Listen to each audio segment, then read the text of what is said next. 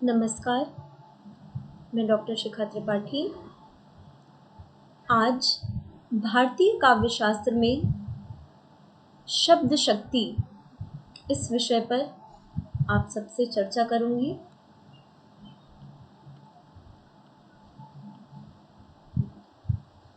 मनुष्य के पारस्परिक विचार विनिमय का सर्वाधिक सशक्त साधन भाषा होती है और भाषा की एक महत्वपूर्ण इकाई है वाक्य।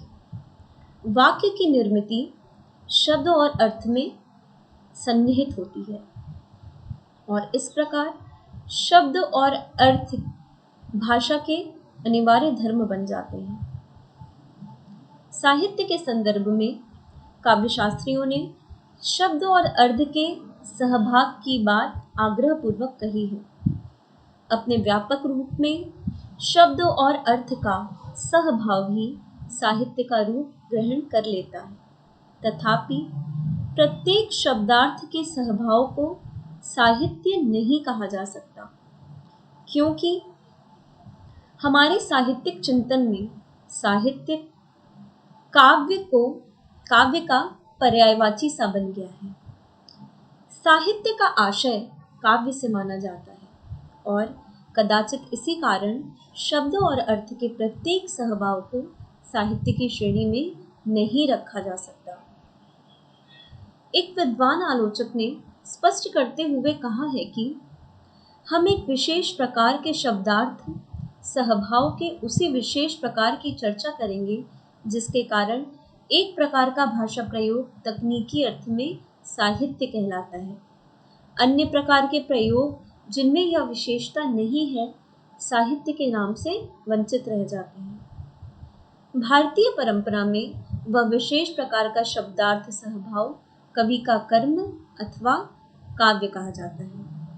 अर्थात हम मात्र शब्दार्थ सहभाव से ही साहित्य नहीं कहेंगे, अपितु उस सहभाव को साहित्य की श्रेणी में रखेंगे जो कवि के प्रयत्न विशेष से उद्भूत है।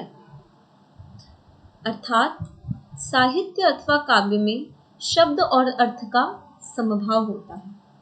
शब्द और अर्थ के समुच्चय को वाक्य कहते हैं, किंतु इस संबंध में यह उल्लेख्य है कि वाक्य वही होता है जिसमें सार्थक शब्दों का प्रयोग किया गया है।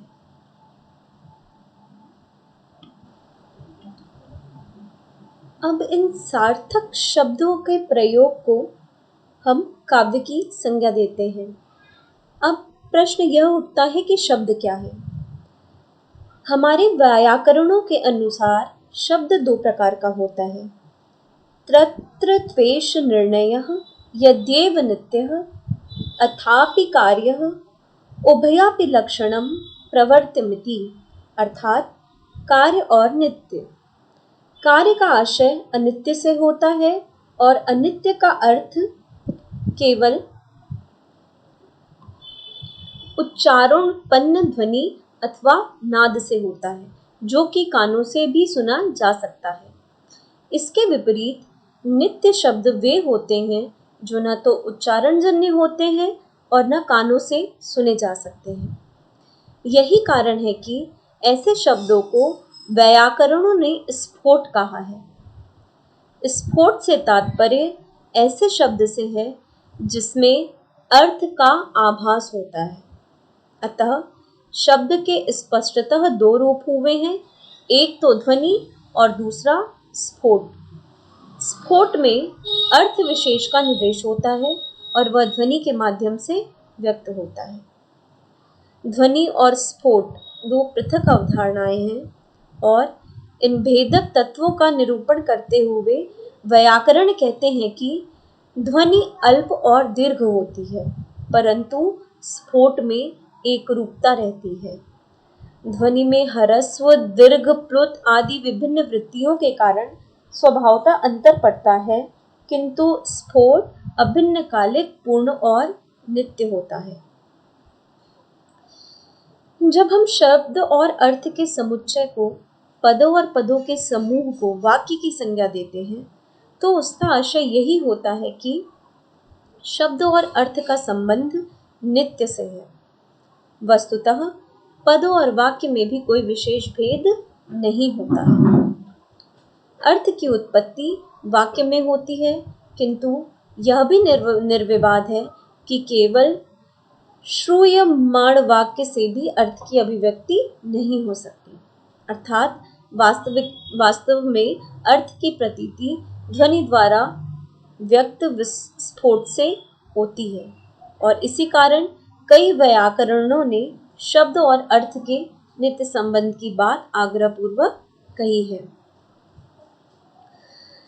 आचार्य भर्तृहरि के मतानुसार यस्मिन् मनस्तुच्चारिते शब्दे यदा यो अर्थ प्रतीयते तमाहुरर्थं तस्यैव नान्यस्य लक्षणम्।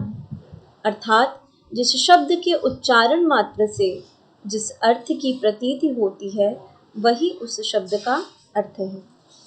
आचार्य भामा ने शब्दों और अर्थ के सहित भाव को काव्य कहा है, और आचार्य रुद्रट के मतानुसार शब्दार्थ ही काव्य है। आचार्य भरत ने अपने अपने ग्रंथ नाट्य शास्त्र में काव्य की परिभाषा देते हुए कहा है कि मृदु ललित पदार्थम भवति जगति नाटकम प्रेक्षणाम। अर्थात काव्य या नाटक मृदु और ललित पदों और अर्थ से युक्त होता है। इसी प्रकार आचार्य विश्वनाथ, आचार्य दंडी, पंडित राज जगन्नाथ आदि काव्य शास्त्रियों ने काव्य की परिभाषा देते हुए किसी न किसी रूप में शब्द और अर्थ के सहित भाव की प्रतिष्ठा की है। निष्कर्षतः हम यह कह सकते हैं कि साहित्य को हम शब्द और अर्थ का सहभाव मानते हैं। यह सहभाव सामान्य बोलचाल की भाषा में उतना ही है जितना किसी महाकवि की कविता में। और तथ्य तो यह है कि कोई भाषा व्यवहार शब्दार्थ के सहभाव के बिना संभव नहीं है। साहित्य के क्षेत्र में केवल सार्थक शब्दों के प्रयोग के लिए ही अवकाश रहता है। शब्दों का एकमात्र प्रयोजन अर्थबोध कराना होता है, और निस्संदेह यह अर्थ बोध भी भिन्न भिन्न प्रकार का होता है। अर्थबोध के अंतर्गत वस्तुओं का निर्देशन होता है, किसी लक्ष्य विशेष के प्रति निष्ठापूर्ण प्रयत्न करने की प्रेरणा मिलती है, तथ्यों का वर्णन होता है एवं भाव उद्बुद्ध होते हैं। तदनुसार भाषा अर्थात वाक्यों का निर्माण होता है। दूसरे शब्दों में यदि कहें तो विशिष्ट प्रकार का बोध उत्पन्न करने के लिए विशिष्ट प्रकार के शब्दों वाक्यों का प्रयोग किया जाता है, और काव्य शास्त्रीय भाषा में इस विशिष्ट प्रयोग का आधार शब्द शक्तियां ही होती हैं। शब्दों के इस विशिष्ट प्रयोग को स्थूलतः दो भागों में बांटा जा सकता है, निर्देशी और अनिर्देशी। शब्दों का निर्देशी प्रयोग विशुद्ध रूप से निर्देशात्मक होता है, और इसके प्रयोग से तथ्यात्मक निरूपण ही संभव होता है। उदाहरण के लिए यदि हम देखें और हम कहें कि यदि कहीं कोई लेखनी पड़ी है तो हम यही कहेंगे कि वहां एक लेखनी है। यह वक्तव्य विशुद्ध रूप से तथ्यात्मक है और सत्य पर आधारित है। शब्दों का दूसरा प्रयोग अनिर्देशी होता है, और इस प्रकार के प्रयोग से किसी तथ्य का उद्घाटन अथवा सत्य निरूपण नहीं होता, बल्कि अन्य प्रयोजनों की पूर्ति होती है। निर्देशी शब्दों की एक प्रमुख विशेषता यह होती है कि निर्देशी शब्दों को उनके अर्थ के बीच का संबंध प्रत्यक्ष और सीधा होता है। यह एक लाल लेखनी है। इस वाक्य के अर्थ में न तो कोई कठिनाई है, न इस वाक्य के कोई अन्य अर्थ ही निकल सकते हैं। इस वाक्य में शब्दों का विशुद्ध रूप तो तथ्य निरूपक अथवा निर्देशी प्रयोग किया गया है। अनिर्देशी शब्दों के प्रयोग से इतर प्रयोजनों की पूर्ति इस वाक्य के द्वारा होती है।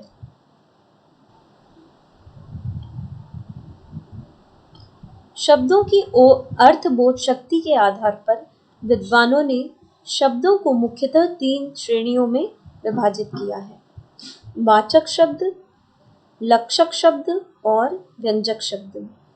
इन तीनों शब्द प्रकारों से 3 प्रकार का अर्थबोध होता है, जिन्हें काव्यशास्त्रीय भाषा में क्रमशः वाच्यार्थ, लक्ष्यार्थ तथा व्यंग्यार्थ कहा जाता है। शब्दों और अर्थ के बीच एक शब्द शक्ति भी कार्य करती है, जिसके कारण वाचक शब्द से वाच्यार्थ उत्पन्न होता है और लक्षक शब्द से लक्ष्यार्थ तथा व्यंजक शब्द से व्यंग्यार्थ। इन तीनों शब्द शक्तियों को अभिधा, लक्षणा तथा व्यंजना शब्द शक्ति कहा जाता है। शब्द शक्ति का आशय अर्थ व्यापार से होता है। शब्दों के भीतर ही छिपी हुई ये शक्तियां एक विशिष्ट अर्थ की उत्पत्ति का कारण होती हैं। इस प्रसंग में शब्द और अर्थ के मध्य के संबंध का विश्लेषण भी अत्यंत आवश्यक है। जब हम ये कहते हैं कि शब्द और अर्थ के बीच एक प्रकार का संबंध होता है जो कि वांछित अर्थ की प्रतीति कराता है, और इस संबंध को काव्यशास्त्रीय भाषा में हम वाच्यवाचक भाव कहते हैं।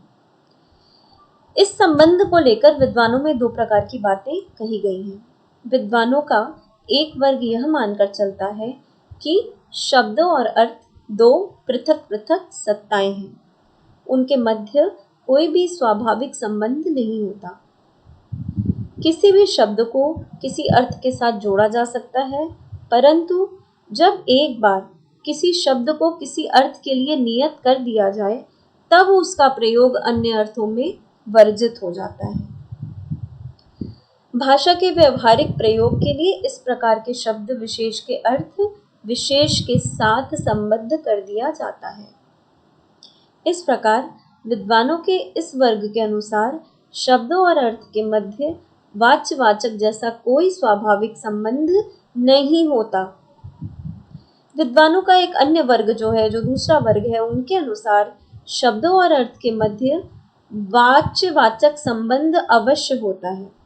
दूसरे शब्दों में प्रत्येक शब्द में स्वभावतः अर्थबोधन की क्षमता होती है, और इस संबंध में एक विद्वान आलोचक का मत है कि हम किसी ऐसे शब्द की कल्पना नहीं कर सकते जो सार्थक भाषा में न प्रयुक्त हो सके।